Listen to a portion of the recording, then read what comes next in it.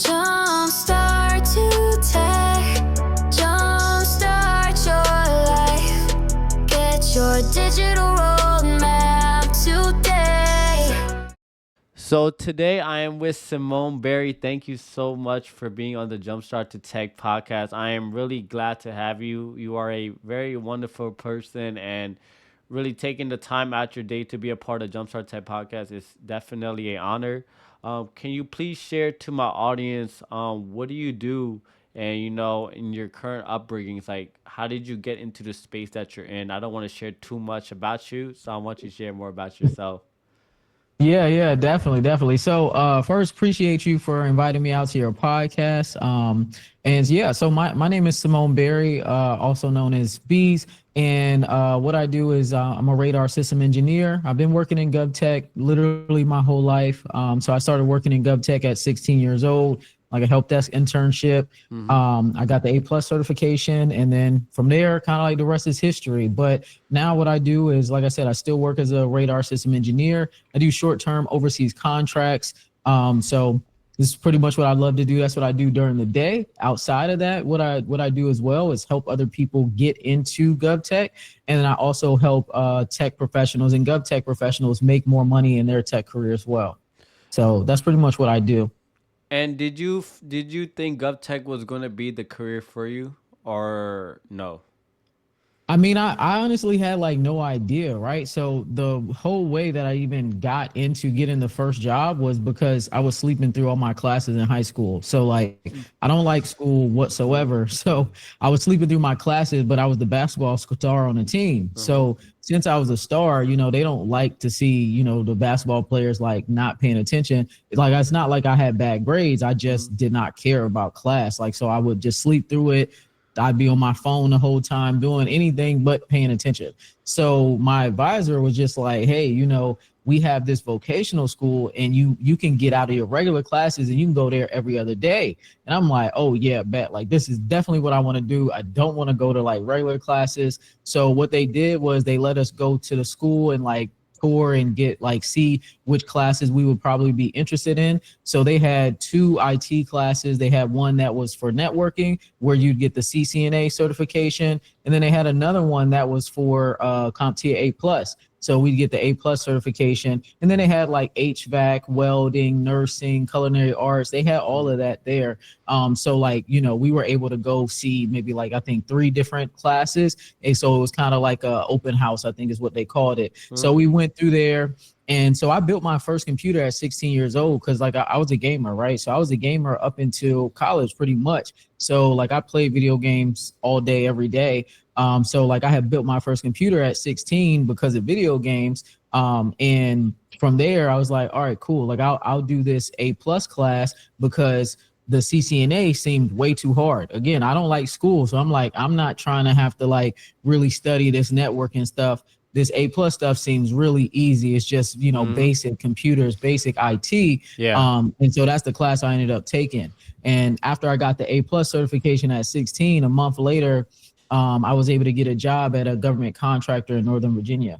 Mhm. And you say you don't like school. Why don't you like school? A lot of people aren't gonna like this, but I just feel like a lot of stuff in school, especially high school, is Uh-huh. just not useful in the real world. So Uh-huh. for me, I never really was just a fan of it. Like I liked math and PE. That was literally it. I like math, PE. Oh yeah, and I think around my senior year we had like a stock class we could take, and we had also a I think I did a personal finance class, and I also did like a computer class too. I can't remember what it was. It was something like I remember we had made like our first website and stuff like that, but it was like computer class. Like outside of those few classes that I had, like everything else, like I just did not care about. So I'm not a big school person. Like I just feel like a lot of it's not useful in the real world. And Uh-huh. then that's also kind of like what made me want to go to that vocational school. Because when you do vocational schools, their whole primary goal is to get you started working in your career. So once I got the A+ and I got that other job, I didn't even have to go to the vocational school anymore. I was just only going to work. That's all I was doing. So every other day I was going to work for 8 hours. And do you feel as though that being in GovTech Con, would you switch to another industry? So like there's ed tech, fintech. It's like I'm in ed tech. Would you ever No, change to another industry? no, never, because I don't want to lose my clearance. So I would never work in another industry. So if I can't use my clearance for that industry, I wouldn't want to work in it. So if you need your clearance, you're working in GovTech, right? So that's pretty much how I look at it.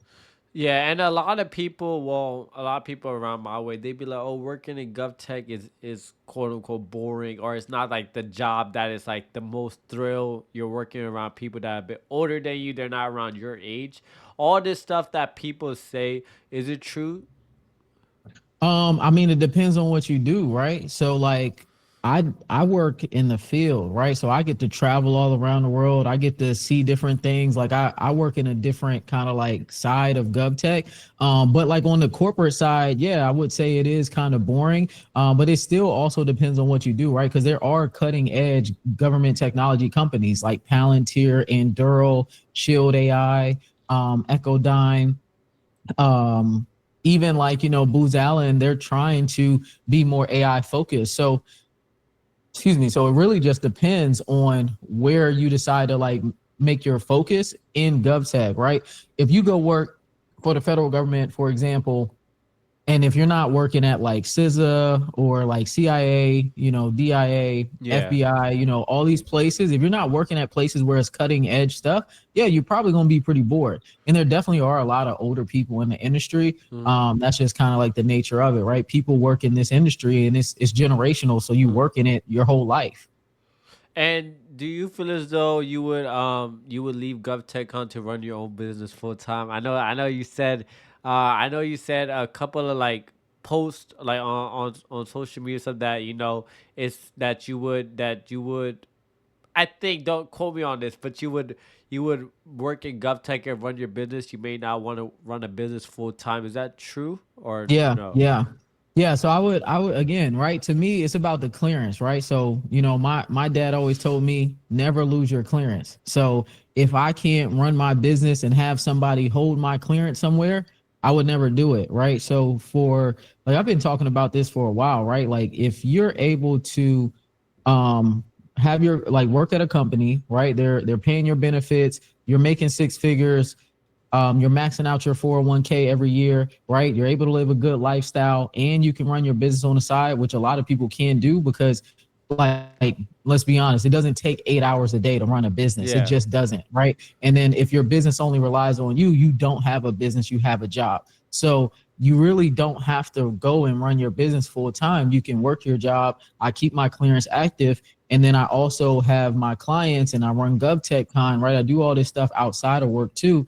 And for me, I just don't see a point in ever like running a business full time. And so a lot of people don't know this, but I did retire for a little bit. Like I like throughout my whole 20s, my main goal was to retire early, right? So when I came back from overseas at 27 years old, I ended up was I 27? No, at 29. Was that 29? Yeah, I think it was 29. When I came back from overseas, it was 2021. So when I came back from overseas in 2021, I actually was like, yeah, I'm not going back to work ever. And then about a month later, I caught COVID and I was like out of commission. I had pneumonia, all that. And I was out of commission for like 2-3 months. And I was like, yeah, this is boring. Like I'm the type of person where I like to work, I like to build, I like to always be doing something. So like retirement and sitting around doing nothing, it doesn't fit with my personality type. And I was watching an interview one day with Mike Rubin, and Mike Rubin, he's a multi-billionaire. He owns Fanatics, Yeah. right? And somebody had asked him, they're like, "Why do you keep making more businesses? Like you've already won. You're a billionaire. I think he owns an island or something like that." And he's like, "Because I'm a builder, right? So builders always want to continue to build, continue to work. People who aren't builders, their goal is to do nothing." And so it Mm. just doesn't align with me, my goals, and like just my lifestyle. And you talk a lot about being builders. Do you think work is fun for you? So a lot of people, they're currently in jobs where they just don't love what they do. So they just feel so like dragged out every day. Do you find like Alex Hermosi says, like work is this thing, like he just loves to work. Like is that are Yeah, I you the love to same? work. Is that the I'm gonna same with work you? until I'm dead. So are you gonna ever retire even when you like 95, 99, 105? Yeah, yeah. I mean, maybe not that old, but it's funny. Like even my grandfather, he's like almost 90, and he still likes to like cut the grass. He still likes to do stuff. Like, I think it's like certain people just have a certain type of work ethic, and I guess me and my family, like we just have that work ethic. We love the work. So, but yeah, I mean, I would say for people who obviously, if you're in a job, you're doing something like you absolutely hate, your main goal should be trying to find a different job that you'll actually enjoy, right? Yeah. And that's how I'm able to still work and still help out people at the same time, because I love what I do at work. I love the mission. I love what I do. I love traveling. I love working in the field. I love learning all these different systems, right? So I work on radars. I work on UAVs. I work with satellite systems, and I'm also now, about to start working on radars that are on ships, right? So I work on all these different systems, and I love what I do. So, when you love what you do, it never feels like work. And that's the same thing that applies with helping people, right? It doesn't feel like work when I'm helping people get into GovTech, when I'm helping people make six figures, make 200K. It doesn't feel like work. Wow, that hits deep. And do you feel as though with you and everything that you got going on and like your presence on social media, does it also like do you also have to be cautious with what you post? Because I have also been in situations where I've been in a government contract and they've seen like my TikTok videos and stuff, and like they like I knew they knew like I was making TikTok, not that they really cared, but they were lurking on my social media account. What would you say for individuals that have a like influential figure like you and they're running a business, how to like properly maintain that social media? Yeah, I mean, you should never say anything that's classified, right? Like anything that's classified, obviously, right? You shouldn't talk about that, right? That's why, like, I don't talk about what I do in my day to day. I talk about helping people get into GovTech, right? I don't talk about like what I'm doing at work. I don't talk about, any type of classified information, no specifics. It's all about, hey, here's how you get into GovTech, and here's how you make more money once you're in GovTech, right? Nothing has to do with the programs that I work on. And everybody knows who I am at work, everywhere I go. Like when I interview, people are like, yeah, your name sounded familiar. I already knew who you were. Yeah. I read your Business Insider interview like years ago, right? Like everybody literally knows who I am. Uh-huh. So for me, like I definitely always am watching like what I'm posting and stuff like that. But like if you're not posting anything crazy, you're not going to get in trouble, right? It's not illegal or against the rules to talk about, hey, here's how you get into tech, Yeah, right? yeah, Like yeah. it has nothing to do with clearances, has nothing to do with classified information. It's career information. And how much does reputation mean to you? Because it could just be one person that tries to talk bad, and then it could ruin your career. So does reputation play a big role, especially when you're doing interviews and people know about you? Like what does reputation mean to you specifically? So I mean, like when it comes to like your reputation, obviously like your name is everything, right? But when it comes to like what I do on social media and what I do at work, like they have zero correlation, right? So that's why like for me, again, like they know who I am, but it has no correlation with what I do on my day to day. So like you just always have to make sure that like you're out here, being a good person, you're not saying anything crazy on social media, and then you're also like showing up and doing what you're supposed to do at work as well, right? So I think for me, like since I'm a high performer, I always want to perform at the top of my level. Like I'm always making sure that I'm just doing the right stuff at all times. So Yeah, it's a lot to balance. yeah, absolutely. And a lot of people feel pressure to look like they're polished. How did you find peace with showing the messy middle in your journey? Yeah, yeah. I mean, like everybody is like you're human, right? Nobody's perfect, right? So a lot of people, like I don't talk about it a whole lot, but like a lot of people don't know like I got kicked out of the National Society of Black Engineers. Like when it came to me in like just in my computer science degree and stuff like that too, like I didn't know how to code for almost 2 years. Like I had no idea what computer science was or anything like that. My dad had just told me, yeah, you should do computer science because you can make six figures.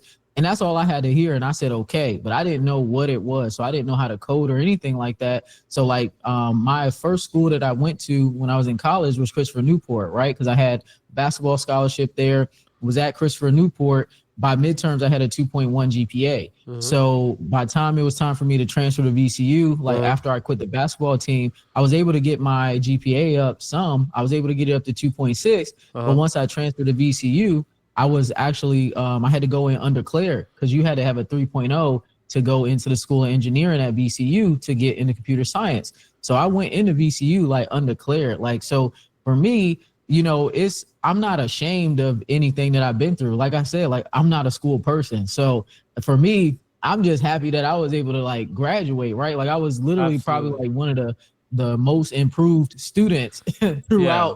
throughout my time in school. Like, and it was crazy because like they asked me to be the speaker because like literally even at Christopher Newport, they're like, you're never gonna graduate, right? And then when I got to VCU, I'm like, dang, I'm not even in computer science anymore. So I had to grind to get back in. So it's like you're not gonna be perfect, you're gonna make mistakes, and that's life, right? You gotta know that you're gonna face Facts. adversity. You just have to just never give up, right? So I think a lot of people is like when they first face signs of adversity, they're so quick to give up instead of just keep going until you figure it out. Absolutely, and I know this for sure. Like when you post on social media, people may have a conception like, oh yeah, your life is perfect, or Mhm. you have the perfect lifestyle.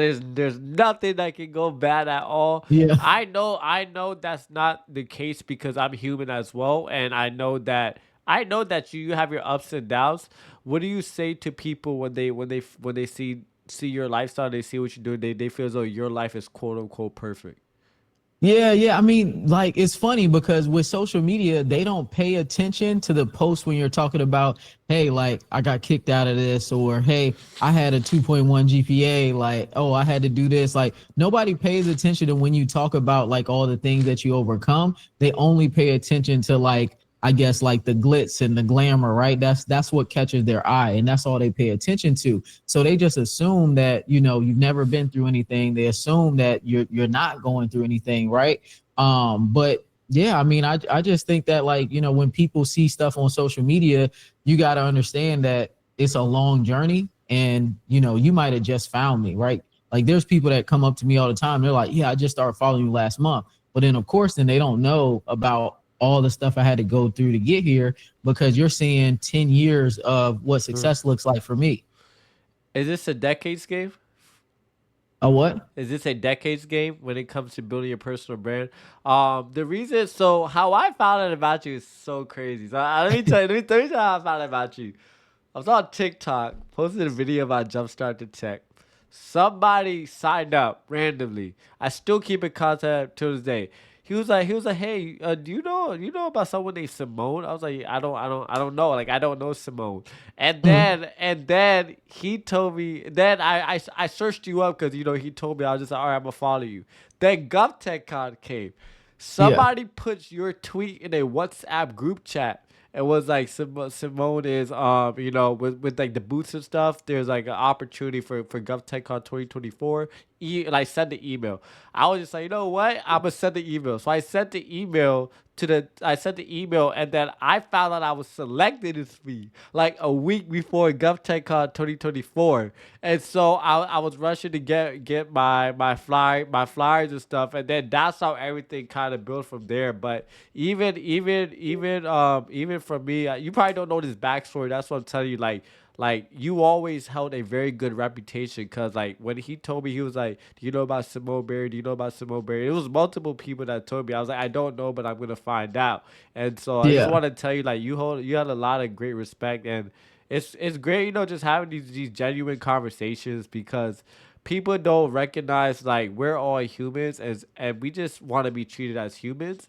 And when you are, well, a public facing figure, and you go in person, do you feel as though people approach you with like facial expressions of like being shocked, or they get overly excited? Do you get that, or is it more like, hey, what's up, I see you do your thing? Like, what type of expressions do Yeah. you get?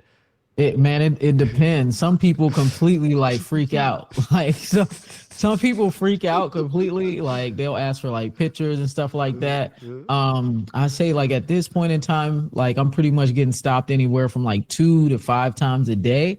Like anywhere I go, anywhere in the world. Like I was just last week, I was riding back from Dallas over to Houston. We had stopped at this gas station, Bucky's, and like one guy, he stopped me as soon as I walked in. And then another guy stopped me while I was looking at stuff. And then as I'm walking out to the car, like I'm about to get back in the car because I was getting gas, he's like, hey, can we just take a picture? Right. So some people really freak out. And then even like, so right now at work, I'm filling in, I'm backfilling for somebody right now over at this base out in Texas. And I'm at work, you know, I'm working with my team, and then my team walks away.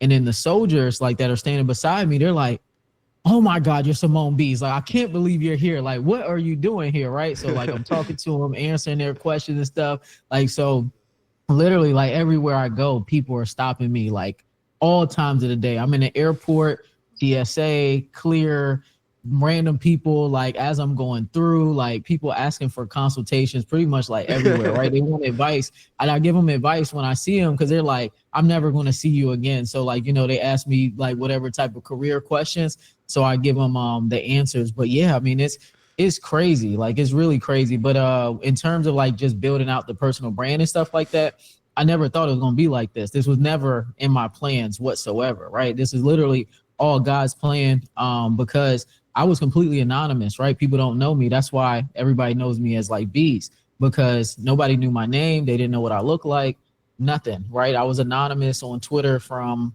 2012 all the way up to 2019 or something like that. Some random crazy person on Twitter was like, oh, I got Beez pictures. I'm going to like dox her. I'm going to put all her pictures out. But they didn't know who I was. Like, I know for a fact they didn't have my pictures, right? So they didn't know who I was. Wow. But I was just like, I just posted my pictures myself. So I just posted my pictures. I was like, I don't really care, right? Like, yeah. So it was just people, they started like getting weird, right? When people don't know who you are, but people are listening to you, they're getting jobs. Like literally the whole time I was anonymous, like people were still getting jobs, 6-figure jobs just from my tweets and everything, right? So, you know, people, they start hating. So like I just posted my own picture.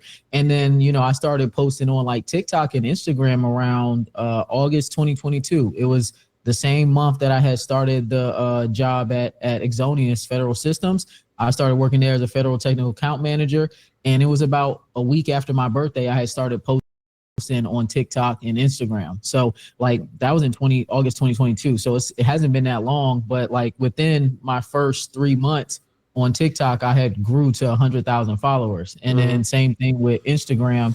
And, you know, so it's like, it just so happened just by the grace of God, you know. And there's been many times where I thought about like not doing this anymore because again, I don't like the spotlight. I never wanted it. That's why I was anonymous. I'm like, I don't need the spotlight. I don't need people to know who I am or anything like that. I just want to share the information and help people. But like obviously like this is God's plan. So I'm just gonna keep going and just continue to help people. Yeah, absolutely. Like people ask you, I don't expect to see you here. I mean, like you can't be there. That was funny you said that.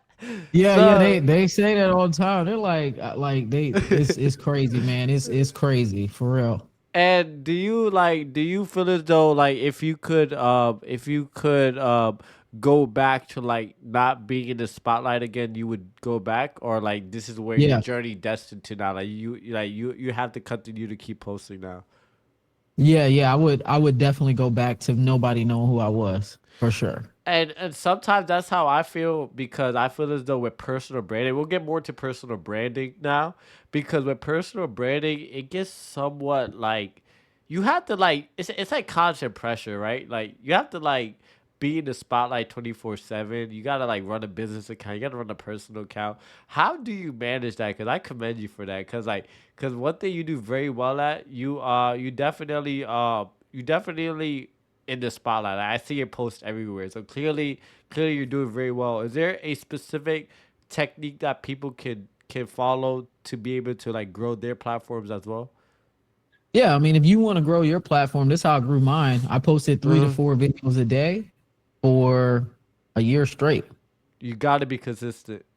Yeah, it's all about consistency, right? So people aren't consistent, right? They'll post maybe a video every other week, right? Like you gotta just stay consistent and post a lot. Even if you started with posting a video a day, I still recommend 3 to 4 videos a day.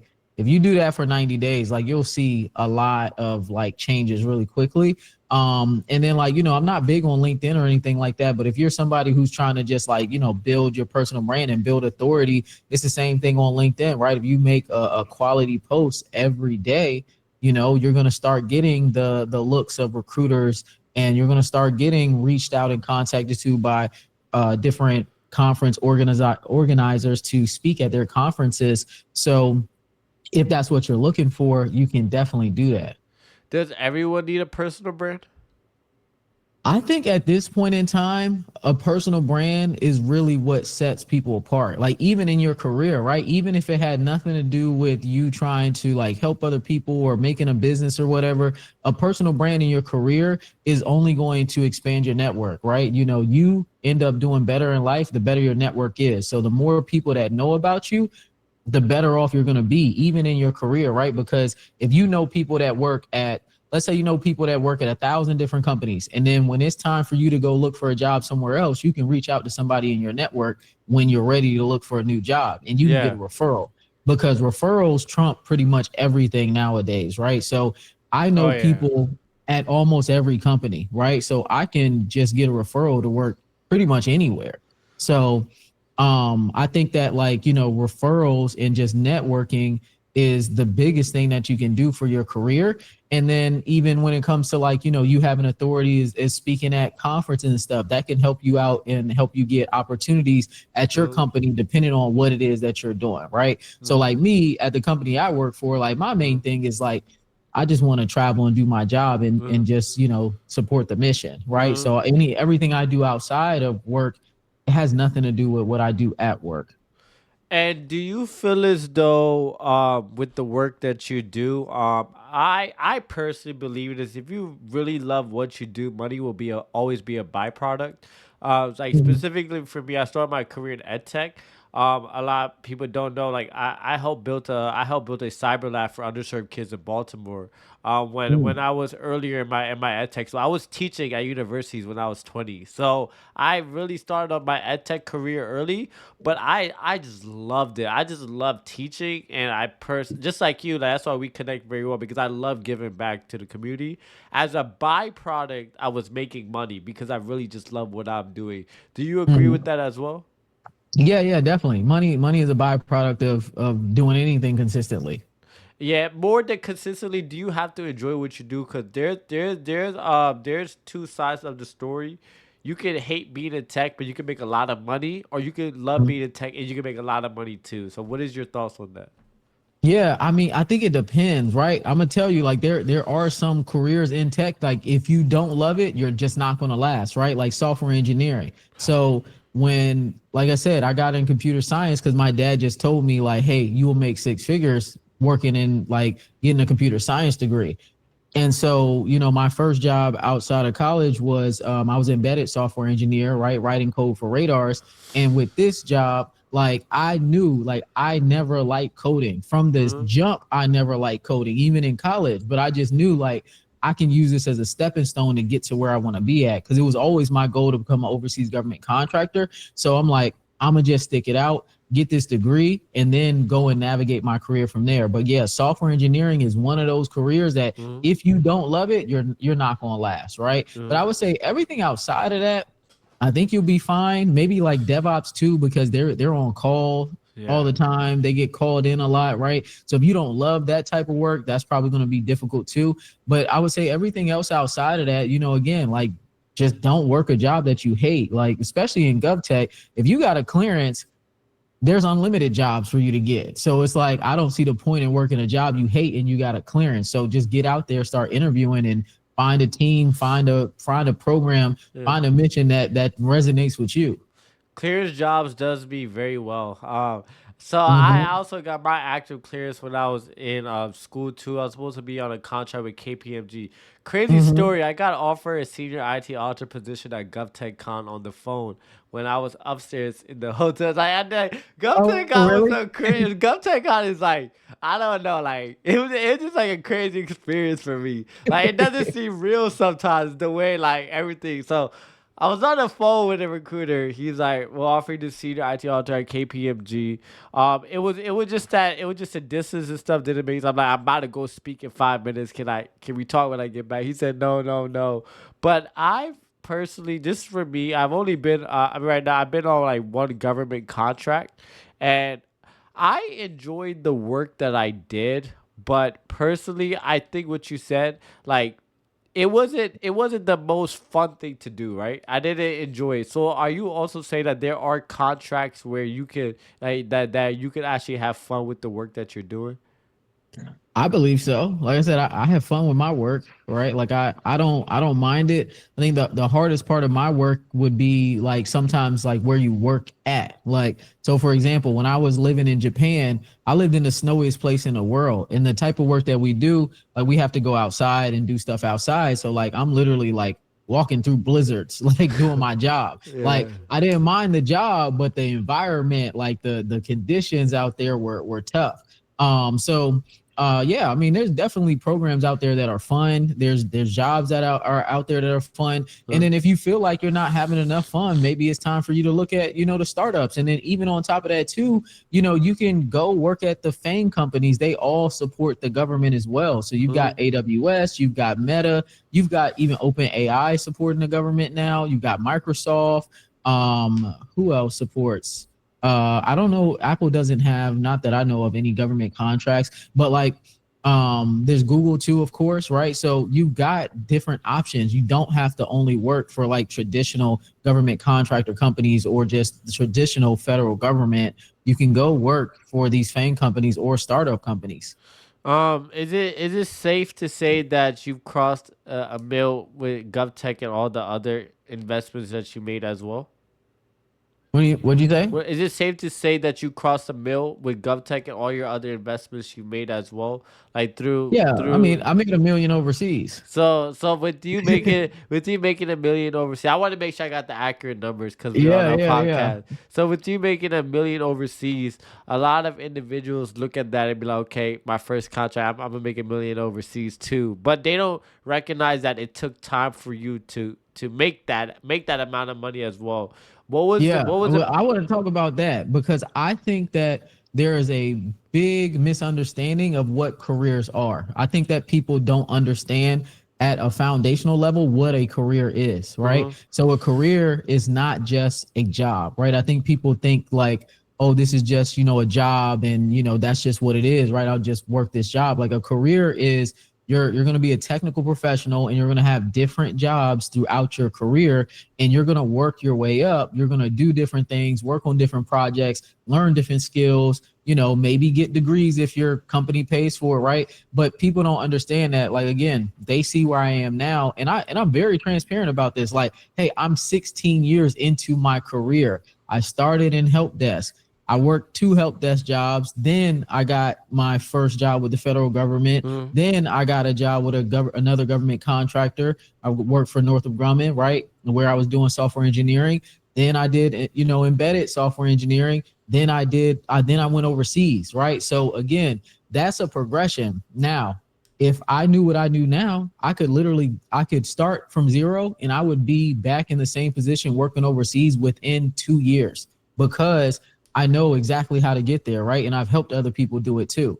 So it's about like a career has stepping stones, right? You're not going to just go straight from, hey, you get your security plus to you're going to make 6 figures, right? They're very rare where you see that. The only time that I see people go straight from nothing to 6 figures is if they get their security plus and they get their Red Hat certified sysadmin cert and they yeah, go into like Linux system administration. That's the only time I'll see that. And then even yeah. then, you got to be exceptional, right? And actually, now that I know now, my student that did that, he also got his Red Hat certified engineer certification too. So he got 3 certs, and that's what got him to start at 100K. Mm. Or you utilize your transferable skills that you had before, Yeah. and you got a clearance, Yeah. and you get a security plus, then you can go straight to 6 figures. But if not, you got to expect, hey, I'm going to be starting in an entry level IT job in GovTech, whether it's help desk, IT support, IT technician. Some people do non-technical and they'll go the business analyst route, but you have to know, like, hey, I'm going to start here, and then I have to get another job to get into those 6-figure ranges, right? And even then, sometimes you might start at 50K, 60K. Next job might be 90. Then the next job would be 6 figures. So it's like, that's a career, right? It's a progression, right? That's why, like, when people talk about their career, they talk about, hey, this is my salary progression, and here are all the different jobs I've worked in my career.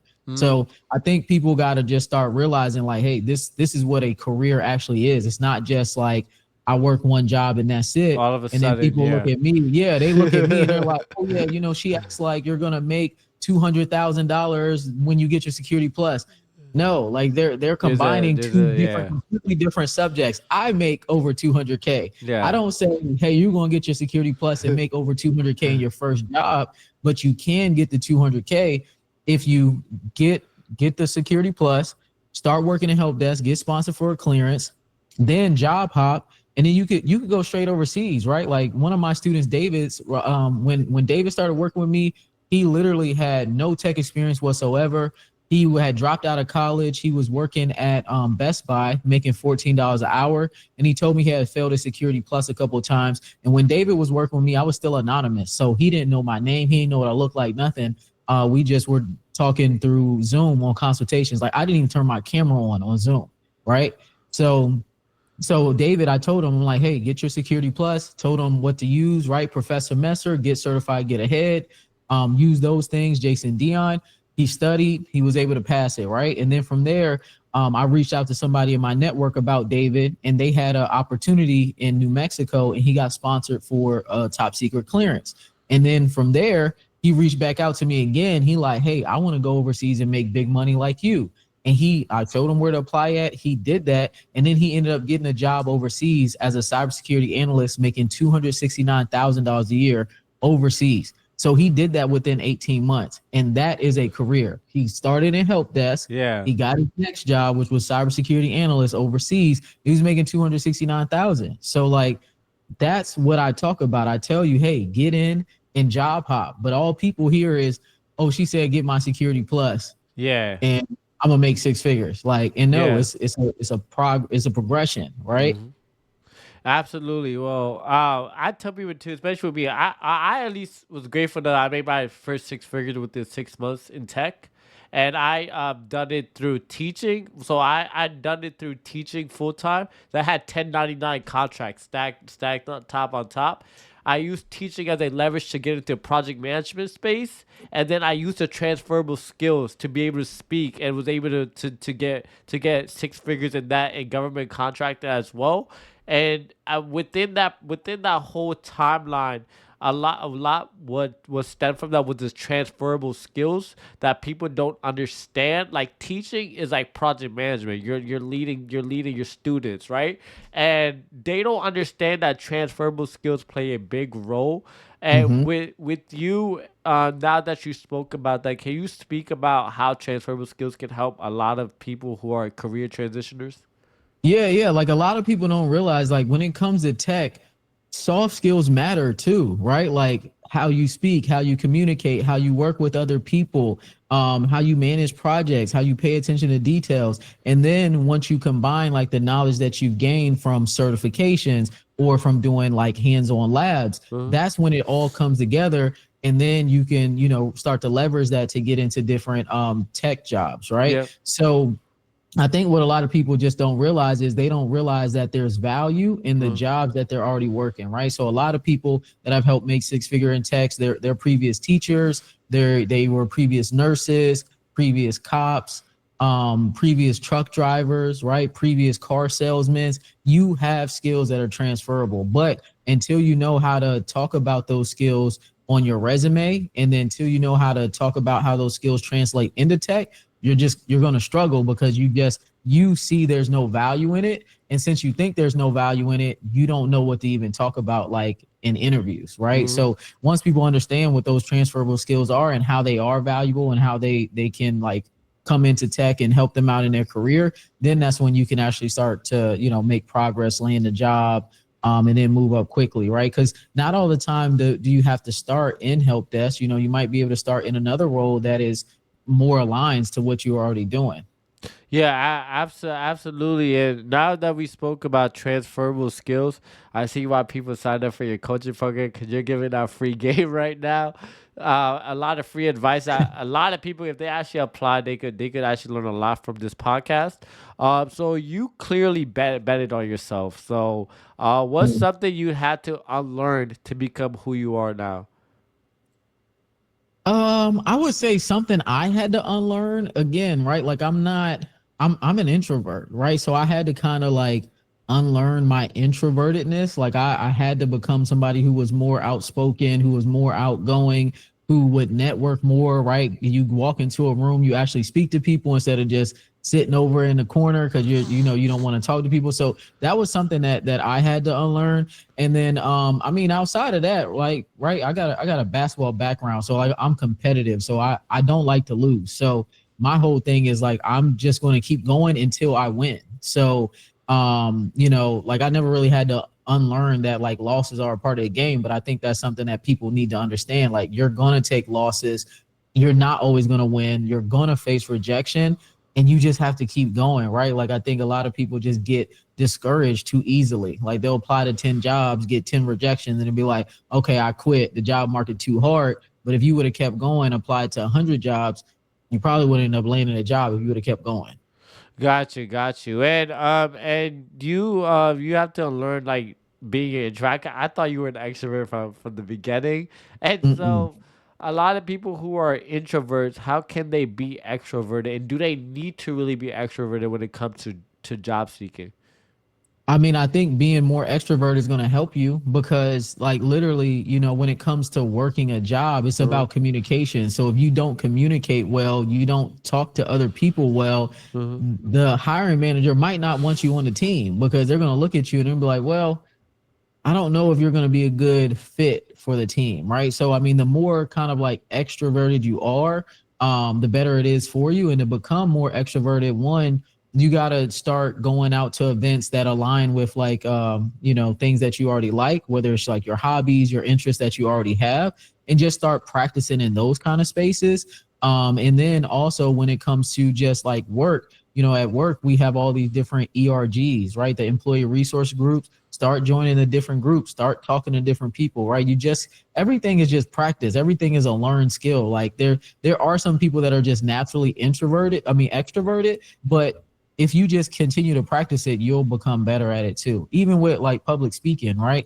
Like I don't know, but a lot of people probably don't know this, but like even my YouTube videos and stuff, and all the videos you see me make on TikTok, Instagram, all that, that's all off the top of my head. But I didn't used to be like that, right? Like it used to take me 2 hours to record a minute reel, like a 60-second reel. It used to take me 2 hours. Now it takes me however long the reel is, like 60 seconds, literally just one take, Takes me quite no a stop. while, so maybe I'm in that part of the phase where it's taking me a Yeah. while to make my reels too. So does it get easier through time when you Yeah, start yeah, making them? it's all practice, right? That's why I say if you post 3, 4 videos a day, you do that for 90 days, you're going to be way better at the end of that 90 days, right? And then even when it comes to recording like my YouTube videos and doing podcasts and things like that, like my YouTube videos, they used to take me a very long time. They used to take me maybe like 3 hours for one video. Right now, I knock out a YouTube video 20, 30 minutes, right? One video, right? And Wow. I don't use any script or anything like that. It's just I have just bullet points and that's it. And That it's puts all off a the top of my head. that puts a lot in perspective. Actually, puts a lot of perspective because even with podcasting, editing, and all this, it used to take me a while. Now it takes me like 30 minutes too, and that's Mhm. because it's just consistency. So for my people who want to post on the internet, like literally, if they post 3 to 4 times a day and they get really good at it, it just becomes easy. Like you could just think of a reel and do it instantly and post it. Yeah. Yeah, it becomes like literally like second nature. It becomes so much easier, right? And then it's funny because when I slow down on posting reels and posting TikToks, it starts to take me longer to be able to Oh, do see, them that happens because with me too. I don't do them as often as I was. Yeah, but like so when you whatever you do consistently over time, you just get better. It's just, natural. And do you post all your content, or do you have also like a content team behind it as well, like team that's So I have a building? team for GovTech Con, Okay. but yeah, but on like my other pages and stuff like that, I post that on YouTube, right? Like, so I have editors for YouTube, of course. Like that is not me editing those videos, Yeah. right? So I have a team that edits those videos, and then once they're edited, they go on there, they just schedule them and post it for me. Okay, gotcha. And for people who want to build a brand and all that, do they need to invest in content media, social media manager, a content team, like all of these different types of teams, or No. you can literally just post yourself? You can just post yourself, right? Like, I mean, you got AI now. You've got like you Yeah. can use CapCut. CapCut made everything 10 times easier. Like when it comes to like editing videos and stuff like that, you literally can just use CapCut. But yeah, no, you don't need a team. You don't need social media management. You just kind of got to figure out what is it that you're going to talk about. Start thinking of some ideas and just start recording, editing, and posting. Like, don't overthink it. Yeah, I may actually. We have to maybe create a 30-day challenge, 3 to 4 content pieces. I'm gonna actually try that out. I'm gonna take your advice. I'm gonna try it out today, and then I'm gonna let you know. What is it? Today is July. I'm gonna text you at the end of this month. I'm gonna let you know how I did, cause I personally did like the go-to guy for tech career roadmaps, and I was posting like twice a day, and I gained like 200 followers within 2 weeks. Then I Yep. stopped. And then like I just lost the whole groove again. I had to like Yep. relearn it again. So that actually puts a lot in perspective for me. And like as we start to wrap up, I know that sometimes you receive hate on social media, or people who feel a certain type of way about what you do. How do you deal with that? Because I know it could be a lot of pressure overload if you don't know how to properly deal with things like that.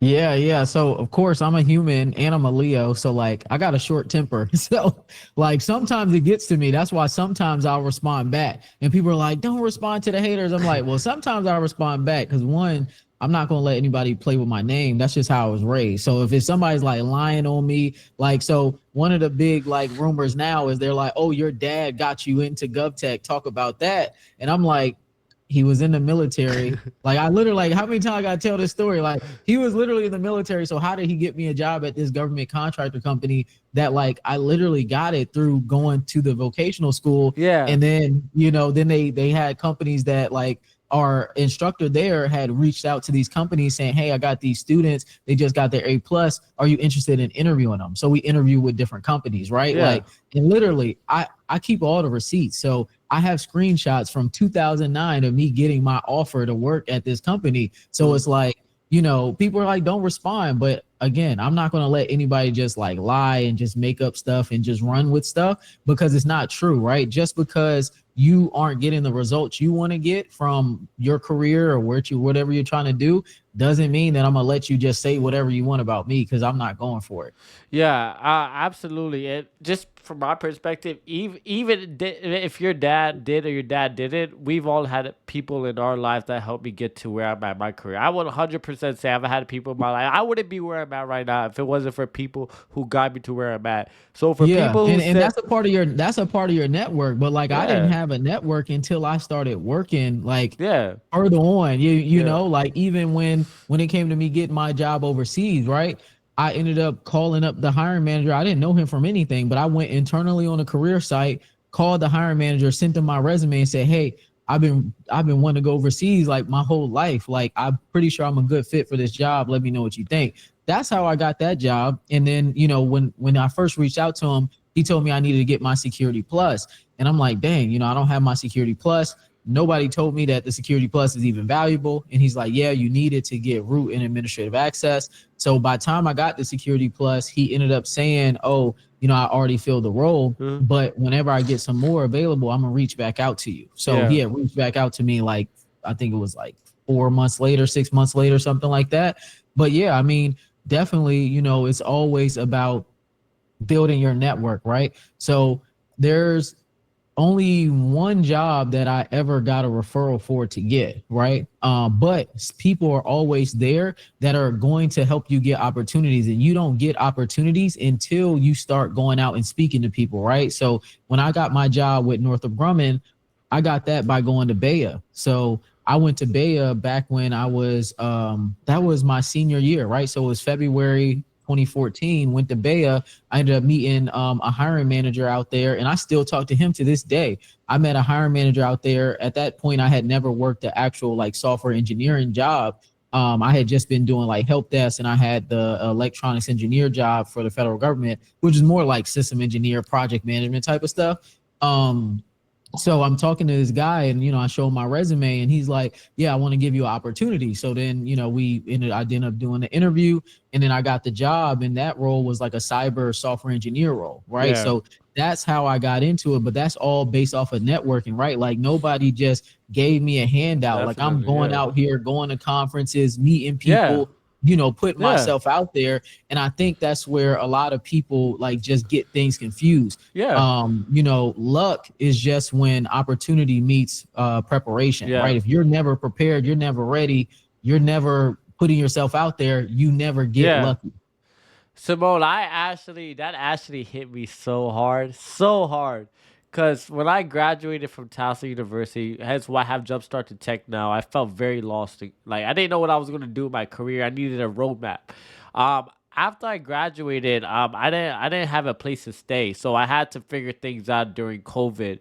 I was literally at every single conference, tech event, asking what should I do in my career.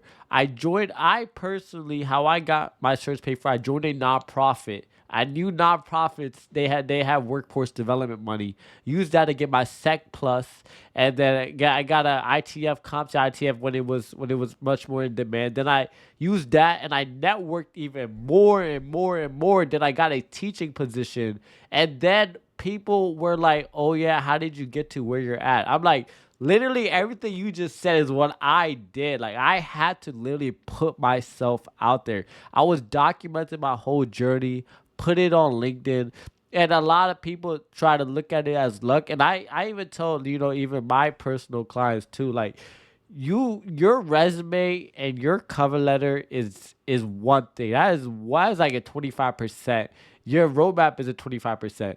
A lot of it, what it stems from, is literally you gotta at least put yourself out there. Like, you have to go to events. You have to network. Can we talk about that too? Is like networking is a very important aspect. So can we talk about that real quick? Yeah. I mean, networking is super important, right? And that's really like why I started GovTech Con, because I felt like we as professionals, government technology professionals, did not have a place to gather and network and go to a career fair to like as government technology professionals, right? Because NSBE is great for college students, right? But it's not the best for professionals, right? Most of the companies, almost all the companies there, are looking to hire college interns, right? So, and even though NSBE has a professional chapter, right, their conference is not geared towards professionals. So I'm like, and of course it's all tech for NSBE. It's tech, engineering, all of that, right? So I'm like, I felt like that creating something for a place for us to network, gather, learn, have all the things that I loved about NSBE growing up in college was what we were missing in the industry.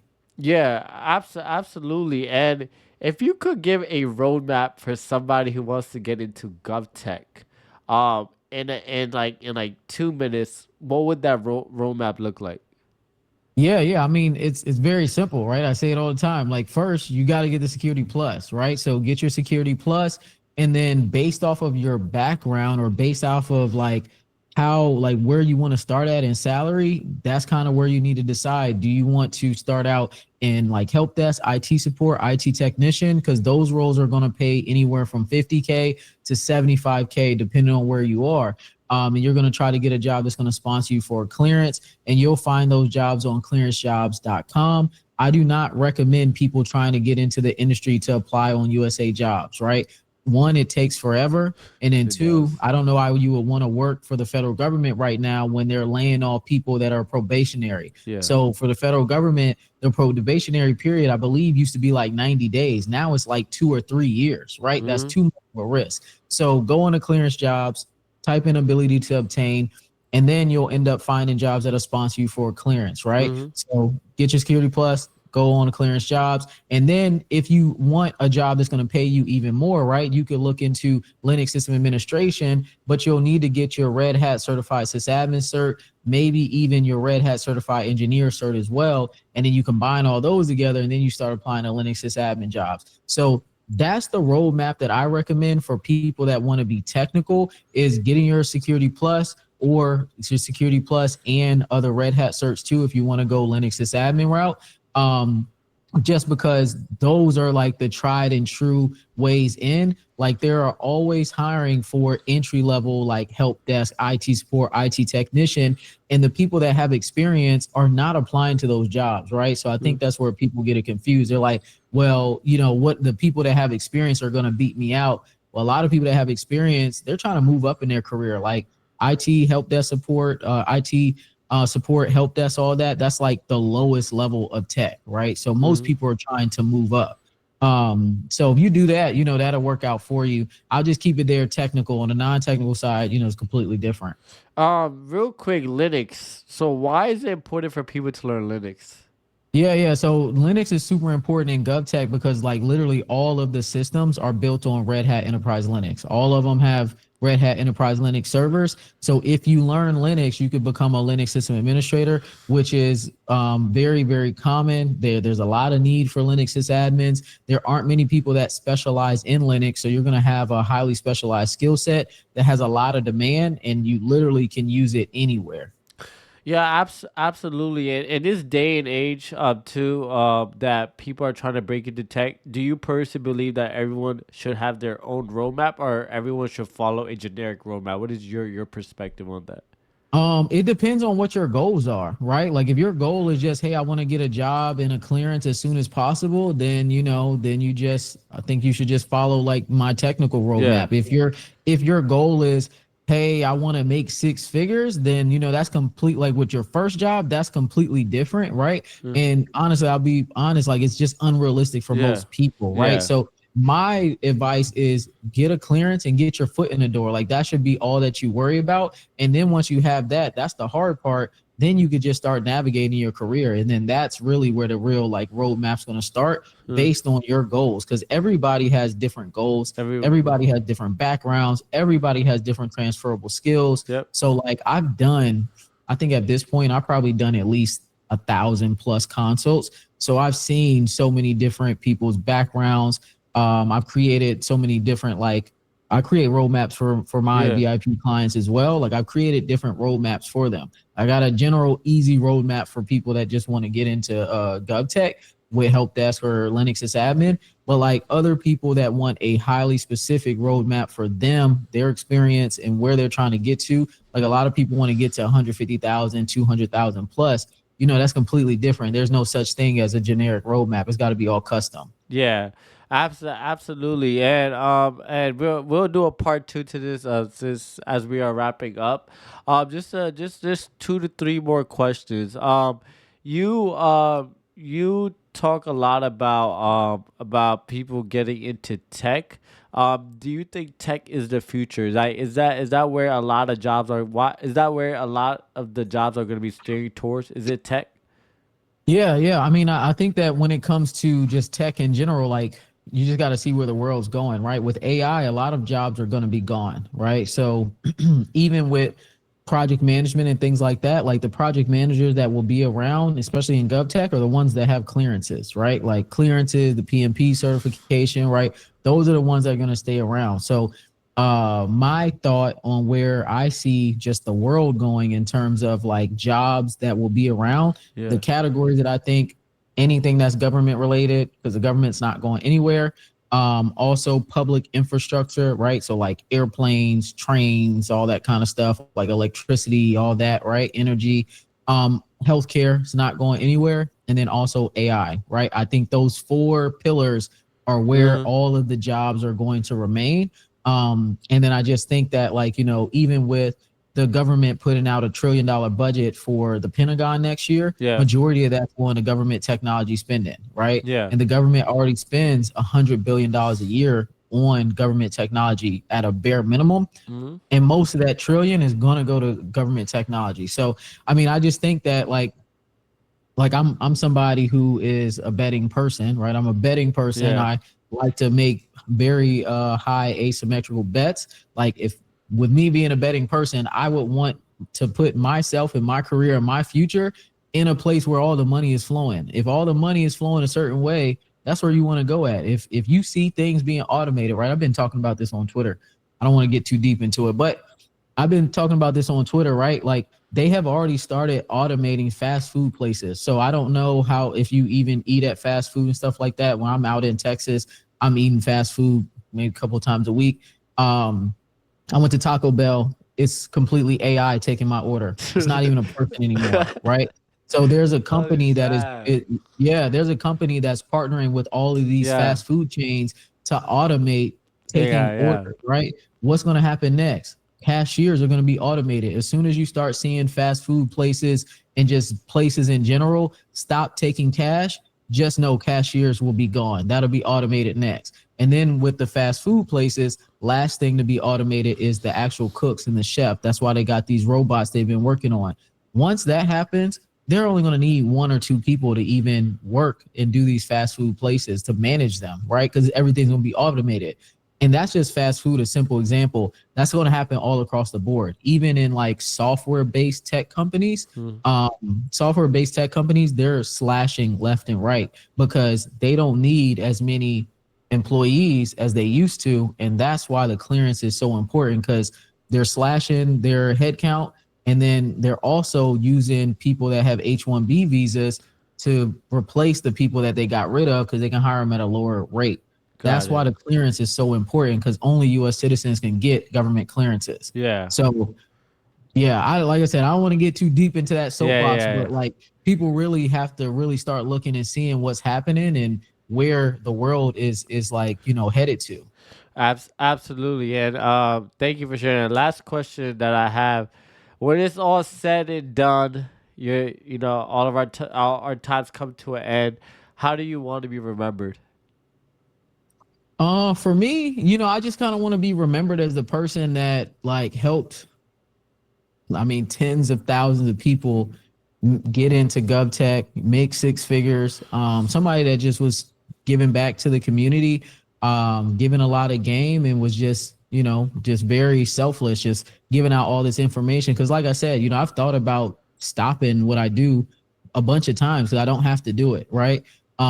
Just because like, sometimes I just don't want to do it, right? Because it does become a lot. But, you know, at the end of the day, I know that like the reason why I really even started taking this to the next level was when I saw an article came out in 2017, and it said that the median Black net worth was going to be $0 by 2053. So I'm like, okay, I gotta, like, I know that this framework, this career framework that I have, I know it can help people make 6 figures. And that will like trickle down in the community, help people make 6 figures, hopefully help bring up our net worth as a community. And then also, you know, I'm all about, once you get in, help your family as well. Help your family, help your friends. So like overall, just helping everybody else too. So, you know, for me, that's just kind of how I want to be remembered. Yeah, absolutely. Yeah. Last question. What is the best advice you received, and what is the worst advice you received? I'm not sure. Best advice I've received, I'm not even really sure. I don't know. Like, I guess from my dad, like I said, never let your clearance expire. Like, that, to me, that's like the best advice. So main things he would always tell me growing up is like, you know, it's not about how much money you make, it's about how much money you would keep. I didn't really start following that until I was overseas. I would say kind of overseas. Yeah. I mean, yeah, something like that. Or in college or after college, I would say maybe. And then also like, you know, never let your clearance expire. Like, that's the best advice I've ever gotten. Because clearances alone are worth 6 figures. So if you get a clearance and you're not making 6 figures, you know, you're underpaid. So, you know, you got to make a change. Worst advice I've ever received? It's funny. It was from my family and friends too. They told me not to go overseas. Probably the worst advice I ever got. Absolutely. But I didn't listen, obviously. Yeah, we don't listen, so it's all good. I appreciate Yeah. Symone. Let me stop the recording real quick.